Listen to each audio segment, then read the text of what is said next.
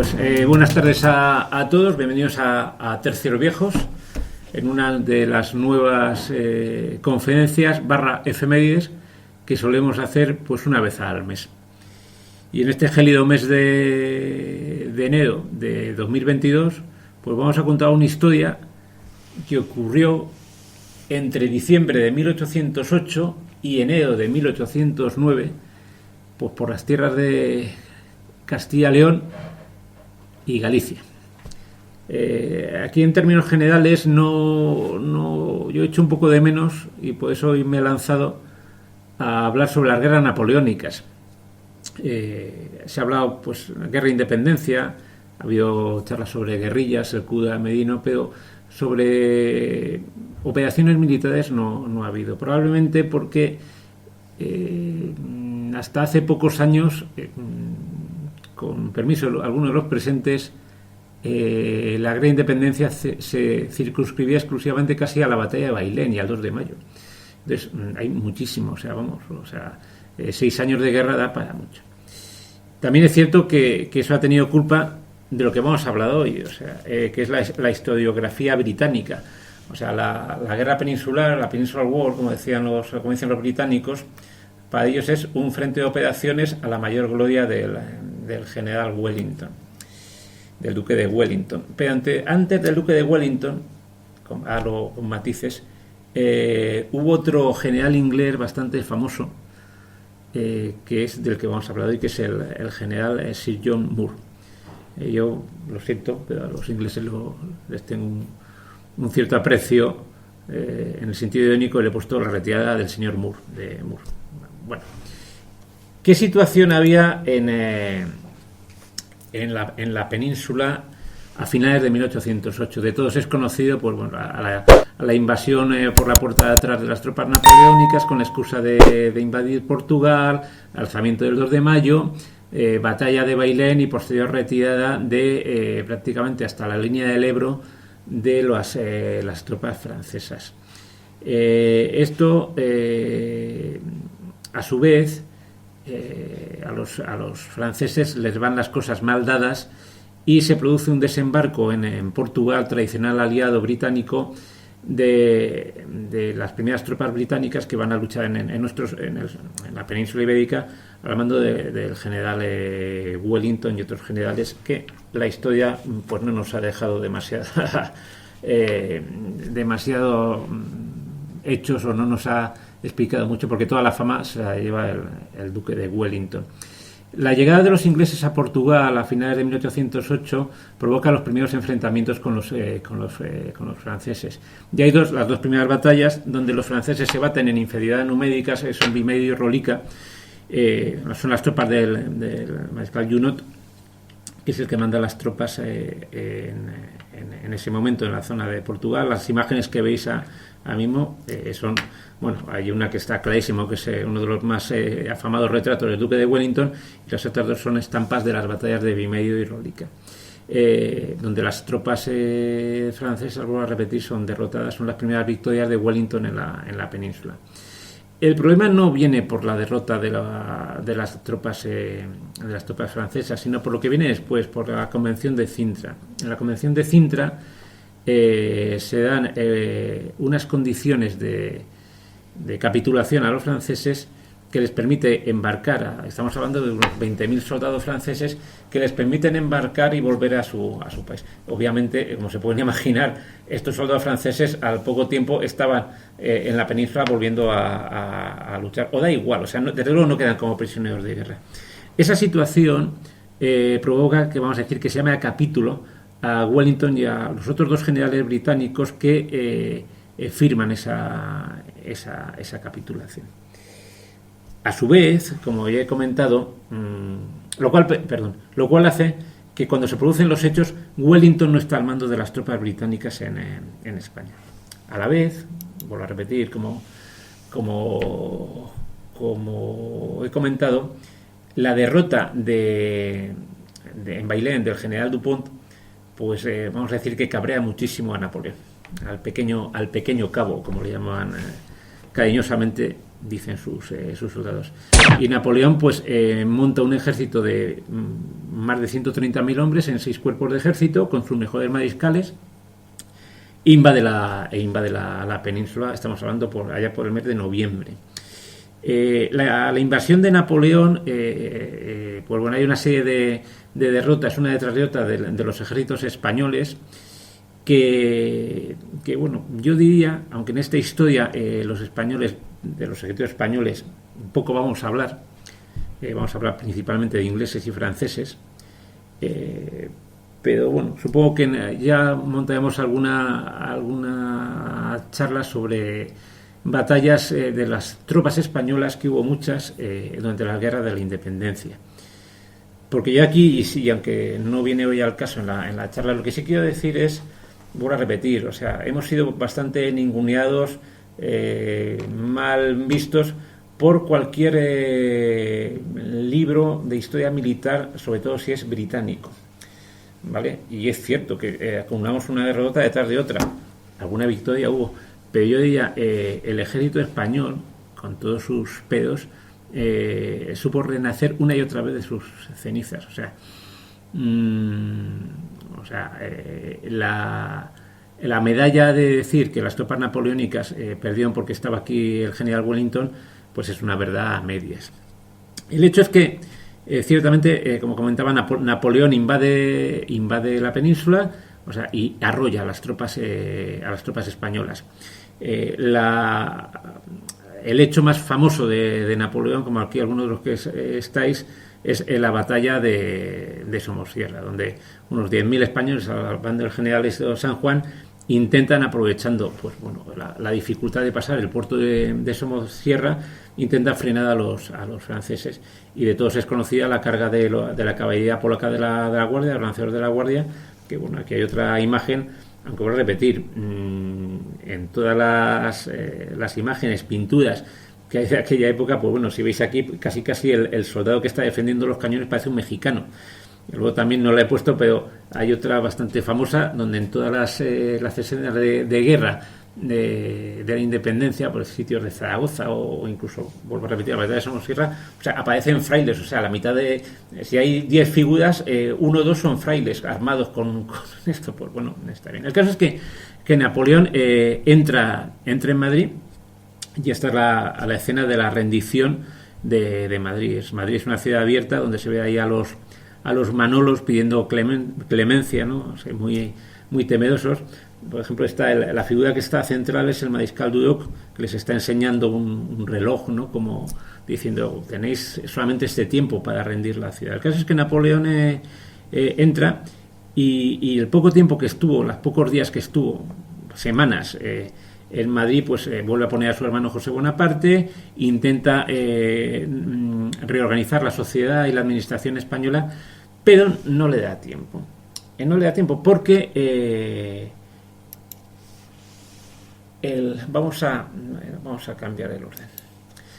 Porque las tropas británicas, que las hemos dejado después de haber vencido a las tropas francesas en Portugal, tienen un nuevo jefe, que es el general Sir John Moore, del cual hablaremos más adelante.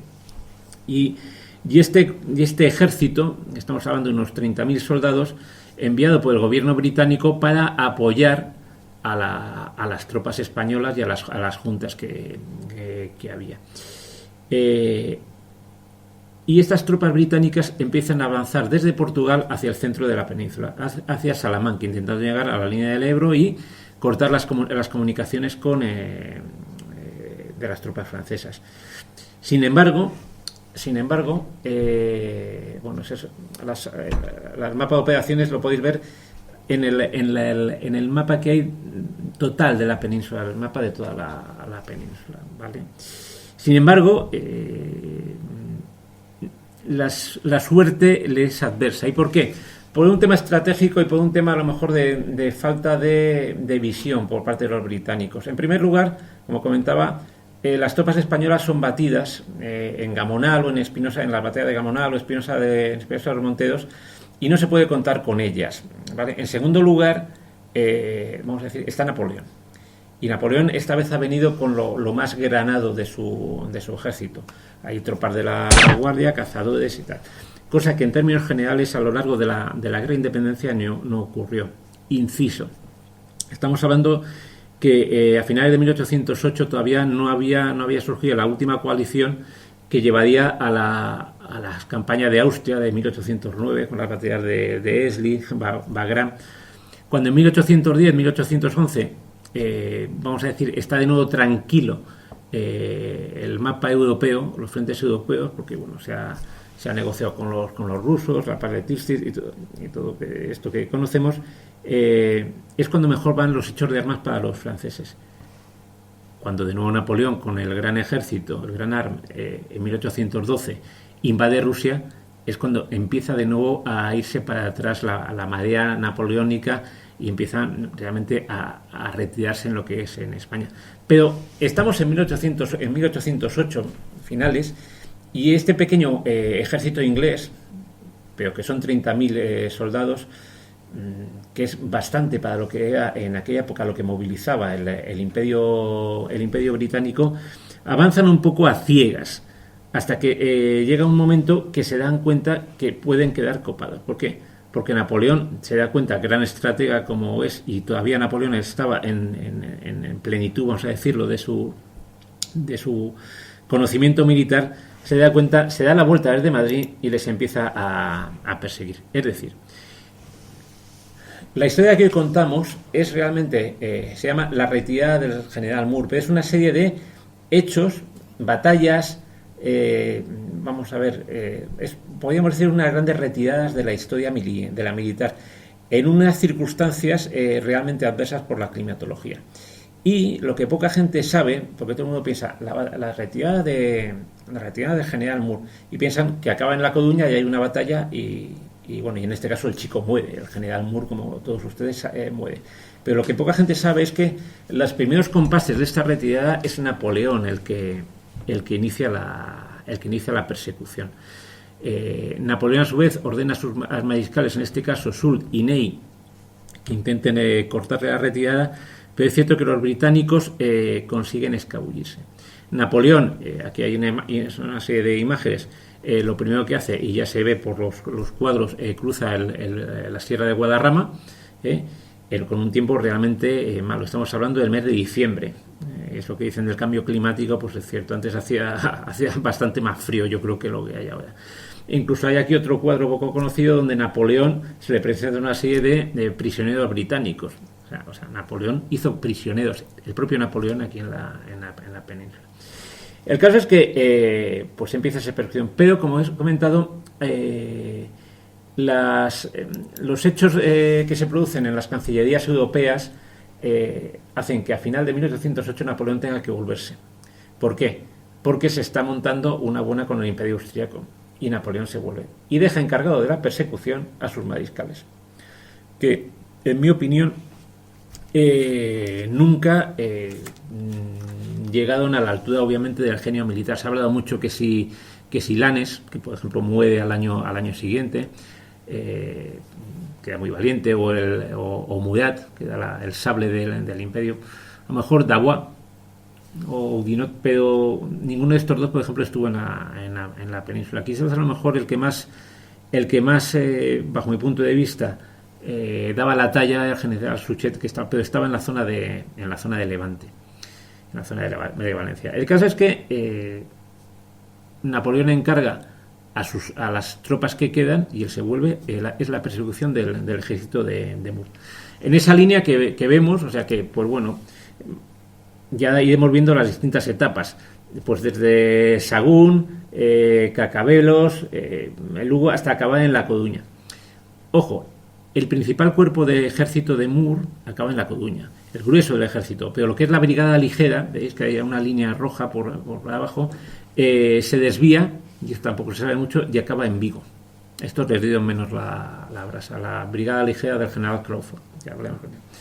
El ejército francés en España, pues como ya he comentado, ahí tenemos un retrato del mariscal Soult, una de las unidades de caballería más típicas aquí, que luchan en la península, que son los dragones, ¿Y por qué los dragones y no los coedaceos? Bueno, había unidades de coedaceos, pero vamos a decir, se llamaban provisionales, eran amalgama de distintas unidades. ¿Por qué? Porque no el tipo de guerra peninsular, guerra de guerrillas y tal, no, incluso el terreno que tenemos aquí no permitía las grandes cargas de caballería que se pueden ver, por ejemplo, pues en la campaña contra los rusos, en Friedland o algo así. Por ejemplo, aquí tenemos también, pues, esta es infantería ligera, ¿vale? Se utilizaban mucho tropas ligeras y tropas provisionales, la Guardia de París, o sea, no eran de primera línea. Pero en el caso de la retirada de Moore, sí que es cierto, o sea, que quedan unidades de la Guardia, o sea, los cazadores de la Guardia que persiguen al ejército de Moore. El ejército inglés. El ejército inglés, comento, del general Moore, pues era pues un ejército pequeño, muy profesional. Y bueno, y hablemos de sus mandos. Al principio hemos visto una imagen de Moore. El general Moore es como todo. Cuando alguien muere en el campo de batalla, y además vamos a decir que se produce una victoria táctica que no estratégica, pues todavía se le eleva más sus cualidades, ¿no? Es como Wolfe en Quebec, por ejemplo, por poner similitudes con generales británicos que mueren en el campo de batalla. Y Moore, honestamente, no era un genio militar. Más bien lo contrario. Moore era un general que llega ahí por sus buenos contactos políticos con Lord Castlereagh, y es una persona, vamos a decir, entre comillas, incómoda a nivel de la estructura militar, no con los políticos. Es decir, él está, pues, por ejemplo, aplastando una de las múltiples rebeliones que hay en Irlanda a finales del 18. Está en una campaña que hay en Córcega. Está también en Holanda. En Córcega es seguido. Y va saltando de un sitio a otro porque en algunos casos se le llega a acusar por parte de sus superiores de insubordinación. ¿Por qué? Pues porque, vuelvo a repetir, era una persona, incluso se comenta que a nivel personal, una persona con un carácter complicado, según decían sus familiares. Moore tiene, pues como tenía Napoleón, una serie de subordinados, algunos de los cuales alcanzaban fama con Wellington, como el general Hill, por ejemplo. Hay algunos conocidos, Fraser también está. Pero en el caso concreto, aquí he puesto dos. Uno es Sir John Hope, que es el según ustedes están viendo, de su derecha, que será el segundo al mando y que cuando muere Moore toma el mando de las tropas en la batalla de La Coruña. Es el que acaba de reembarcar el ejército y aguantar la batalla. El otro es a lo mejor el más glamuroso, que es el general Crawford, que es el que va con la brigada ligera. Crawford probablemente hubiese sido uno de los mejores generales británicos si no hubiese fallecido en 1812 en el asedio de Ciudad Rodrigo. ¿Vale? Y las tropas británicas, que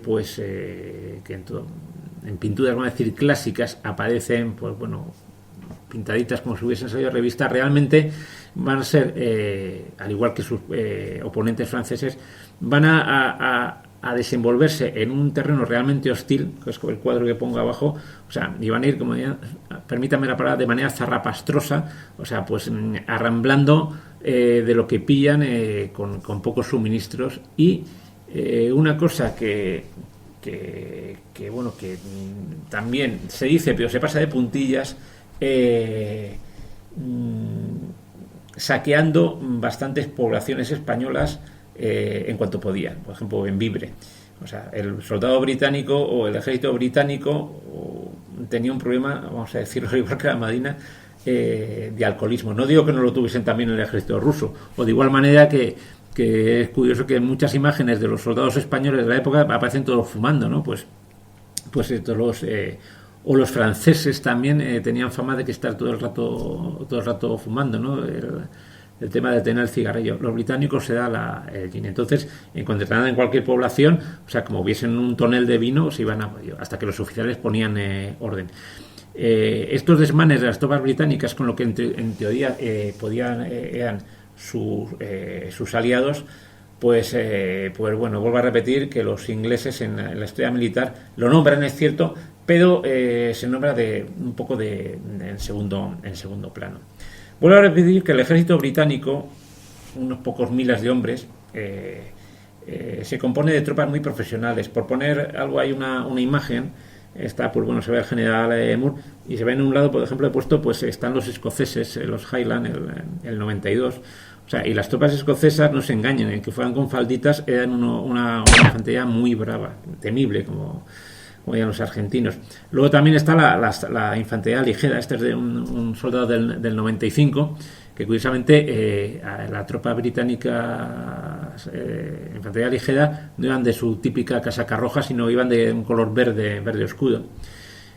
Por seguir nombrando, pues estaba la King German Legion, que era la legión alemana del rey, que eran también muy buenas tropas. Como saben, por el tema de la casa de Hanover, Inglaterra tenía posesiones, vamos a decir, la corona británica en Alemania. Esas tropas también componían el pequeño ejército de Moore. Y otra de las cosas también es, vuelvo a repetir, estamos hablando de un ejército de 30.000 hombres. Napoleón prácticamente, o sea, a pesar de que se lleva parte de las tropas por la amenaza austríaca, está prácticamente entre Napoleón y sus generales, doblan el número de soldados frente a los ingleses. Y bueno, y comienza la persecución. Y la persecución, pues es una serie de pequeños, yo llamo pequeños encuentros. De hecho, el primero que vemos aquí es el combate de Sagún. Y digo combate porque no llega al lo que llama al nivel de batalla. Aquí estamos hablando, además, los primeros que vamos a hablar son combates prácticamente de caballería. En el combate de Sagún, el general Payet, que es el señor que se ve ahí, vestido de húsar, los húsares ingleses, pues con el fin de retrasar el avance francés o despistar, pues realizan una serie de ataques. En este caso, pues el general del Belay, que es el señor que está ahí abajo, el general francés, pues tiene una brigada de caballería de dragones en el pueblo de Sagún, vuelvo a repetir, en un terreno como no se ve helado. Y bueno, pues vuelvo a repetir, en todas las batallas, en este caso, pues hay pequeñas victorias británicas. En este caso, pues bueno, curiosamente, en esta batalla los franceses salen, y vuelvo a repetir, son dos masas de caballería, y los franceses, en lugar de cargar o contracargar contra las tropas británicas, que además pierden el efecto sorpresa porque uno de los regimientos ingleses de caballería tarda en colocarse, aguantan la carga en dos líneas prácticamente quietos para disparar, pero sin embargo al primer disparo, pues bien, caen algunos usares británicos, pero el choque se lo llevan los franceses y salen derrotados, ¿vale? El siguiente combate, pues siguen, y a todo esto, y las tropas británicas siguen avanzando hacia el norte, pues con el fin de evitar la llegada de las tropas francesas. El siguiente combate, pues la batalla de Benavente. 3/4 partes de lo mismo. Un combate de caballería donde salen mal parados los soldados franceses. El hecho que ocurre en esta batalla es la captura, como se ve en la imagen de abajo, del general francés Lefebvre. El general Lefebvre es capturado por la caballería británica y llevado a Inglaterra. El general Lefebvre se escapa, rompe su palabra del sitio donde estaba y se vuelve de nuevo a territorio francés, y de hecho lo encontraremos posteriormente en la batalla de Waterloo. En el fondo, vuelvo a repetir, y seguimos avanzando hacia el norte. Una nueva batalla. En este caso, la batalla de Cacabelos. En la batalla de Cacabelos, en este caso, ya se encuentra es más un combate con infantería, donde tenemos el río por medio, y con el fin de retrasar el avance de las tropas francesas, forman una línea de defensa, pues como vemos aquí, el 95 ligero. Las tropas francesas pues empiezan a saber lo que es atacar frontalmente a las tropas británicas. Son muy difíciles de desalojar de donde están, y los rechazan. Se argumenta en este caso que los británicos no Payet, que estaba hablándome, no atacan, no persiguen a las tropas francesas. Pero realmente el objetivo era otro. El objetivo era retrasar ese avance de las tropas en este caso del mariscal Soult. Durante estos combates se produce un hecho que aparece en miles de libros de historia militar, que es la muerte del general Colbert, un general de caballería bastante conocido, y muere por un francotirador que dispara de la manera que ven aquí en la imagen, ¿no? Con un fusil Baker, pues se coloca tumbado, vamos a decirlo, y a una distancia respetable pues lo tumba, ¿no? Estos son, como digo, los hechos, las anécdotas que van ocurriendo a lo largo de esta retirada histórica. Otra menos conocida, y que ciertamente los ingleses, como todas las cosas, por repetir, no suelen poner mucho, es que a pesar de todos los pesares, a pesar de esos pequeños reveses que van dilatando la persecución de los franceses, es que en un momento determinado, el día 4 de diciembre, los ingleses, los fondos que llevaban, el dinero, lo tiran por un barranco. O sea, se tiran cerca de 60.000 libras de aquella época, se tiran por el barranco de Peña del Pico. Aquí se ve la imagen. De esto el general Payet tuvo que dar luego cuentas en el Parlamento británico, pero se trataba de aligerar la marcha de las tropas británicas, huyendo, que no dejan de huir durante todas estas semanas hacia los puertos gallegos. ¿Por qué? Vamos a ver. Es cierto que toda esta retirada, aunque aquí se ven, pues bueno, aquí es el general Crawford, es una imagen bastante conocida. Pues bueno, aquí se ve un lugareño indicándoles por dónde tienen que ir. O sea, imágenes hay todas, pero en ninguna lo que se ve es, aparte de los cerca de 25.000 soldados que le quedan ahora mismo al ejército inglés, de los cuales 5.000 se pierden en la retirada por enfermedades, por los combates, porque caen prisioneros, era la cantidad de vivanderos y de personas que les seguían. O sea, los soldados, el ejército inglés, como cualquier otro, llevaba detrás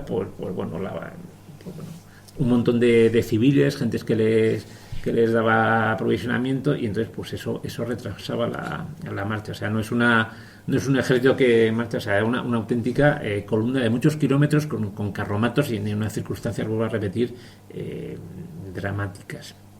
El caso es que al final se llega a La Coruña, pues a mitad de enero, ¿vale? Estamos hablando que llegan, creo, hablo de memoria, sube el 11 de enero. Crawford y su brigada ligera han llegado a Vigo y han sido reembarcados, los 3.000 y pico hombres de la brigada ligera de Crawford. Pero los 20.000 hombres que quedan del ejército de Moore llegan a Coruña. Y la primera sorpresa que se llevan es que no hay ningún barco. O sea, la flota británica ha tenido un temporal en Finisterre y se retrasa 2 o 3 días. Viendo que no tienen los barcos para transportar a sus tropas, pues empieza a tomar posiciones defensivas. Es decir, un ejército inglés dándole un cierto tiempo, porque es cierto que los franceses, en este caso, al mando del mariscal Soult, pues vamos a decir que llegan 1 o 2 días después. Eso da tiempo a posicionarse a las tropas británicas, da tiempo a que lleguen los barcos que no estaban en el puerto de Coruña, a volar los puentes, creo que es el río Coa, y bueno, ya fijar las líneas de defensa. Mientras esto ocurre, pues lo primero que hacen los ingleses es volar el polvorín que hay, bueno, con todas las municiones. Esta, que es una de las imágenes que se ve, esa gran columna de humo, que es en Coruña, antes de la batalla.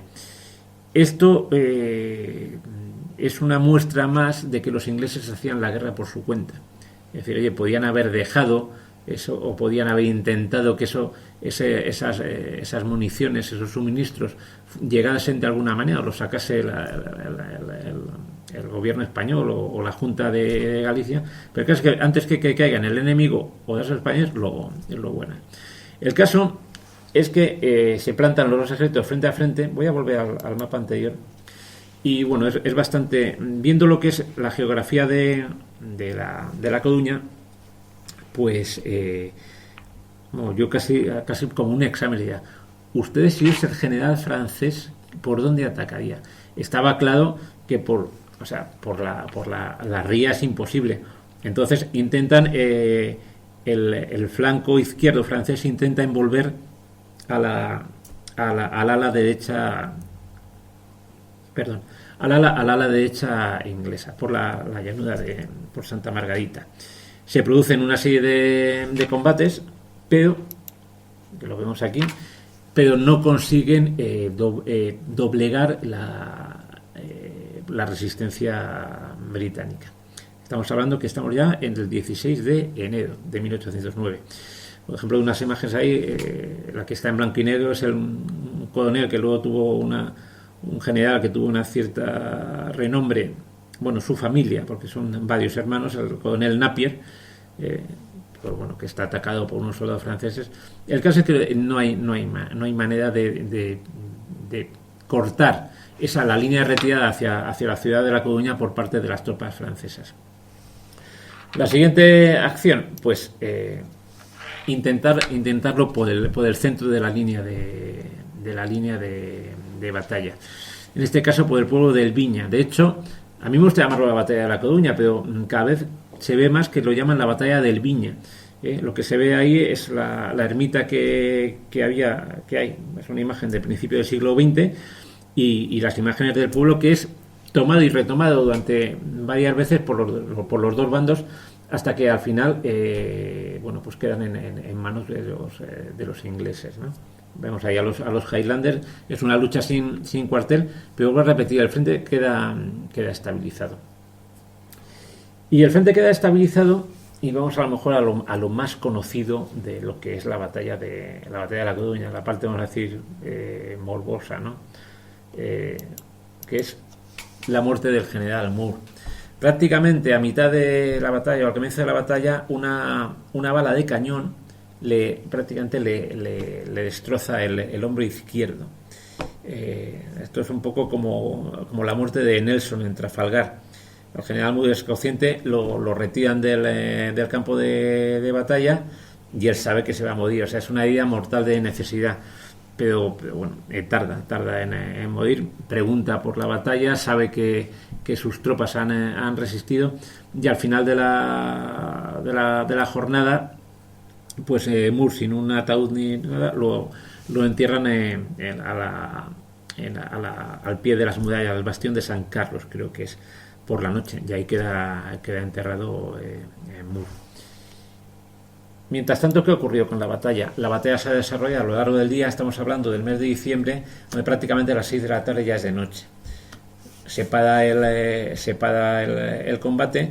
Las tropas francesas, que es cierto que han llegado después de unos cuantos cientos de kilómetros persiguiendo a sus enemigos, pues han sido rechazados y tienen que reorganizar las líneas. Lo aprovechan los británicos para por la noche empezar a reembarcar las tropas. Los caballos son sacrificados y bueno, se intenta salvar lo que se puede. En algunos sitios se oirá que este fue el primer Dunkerque británico, ¿no?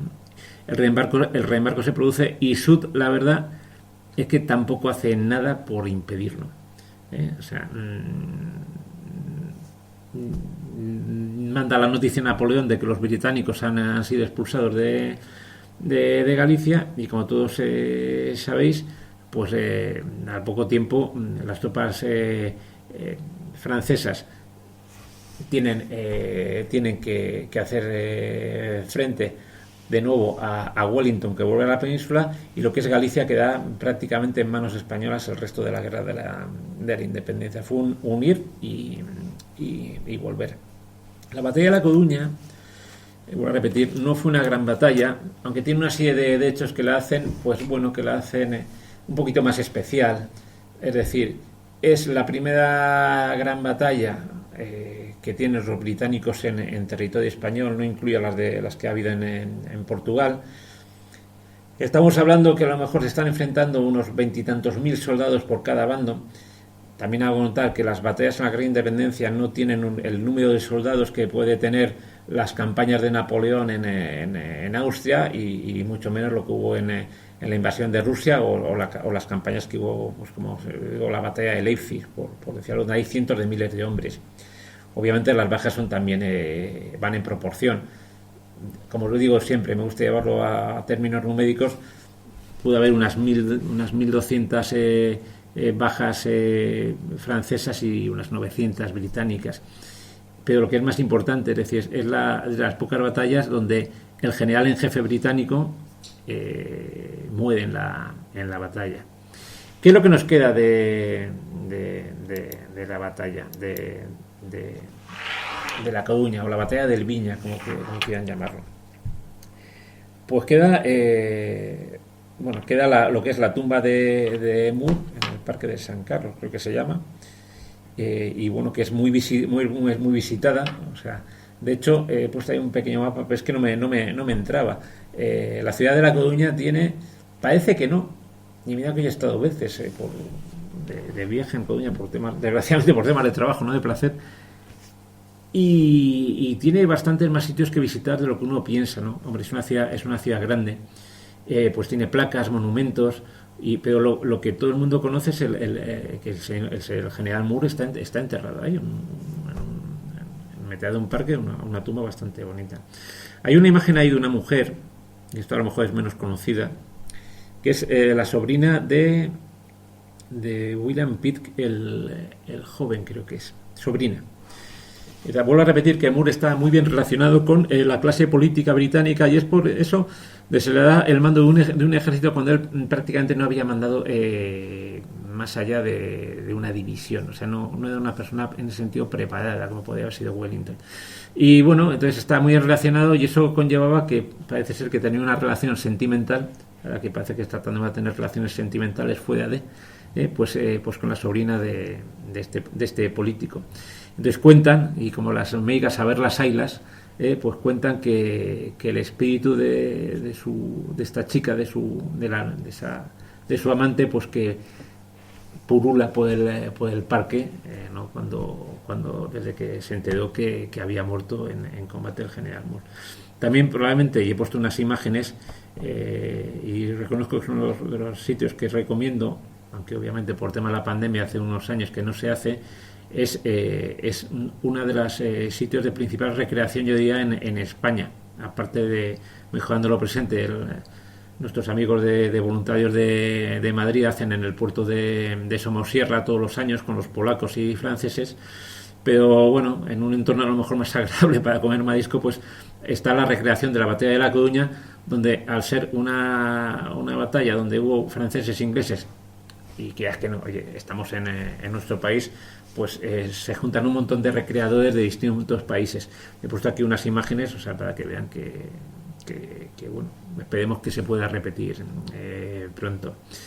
Con esto quiero cerrar la charla sobre la retirada de Moore. Como vean, la retirada no es lineal, hay una serie de hechos, anécdotas, hay situaciones. Estamos con lo de siempre. ¿Qué podría haber pasado si no hubiese muerto Moore? ¿Habría seguido al mando del ejército británico? Pues es complicado. Yo creo que en el fondo Moore le hizo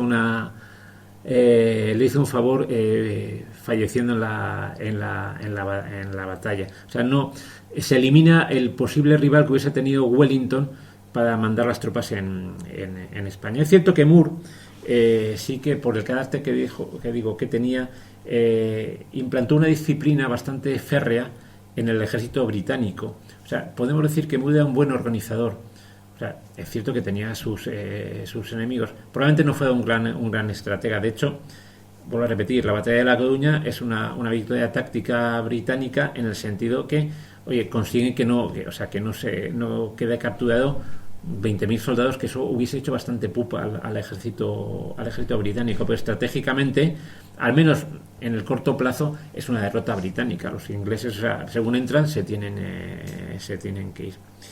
Y bueno, y colodín colorado, pues esta charla pues se ha acabado. Muchísimas gracias por asistir.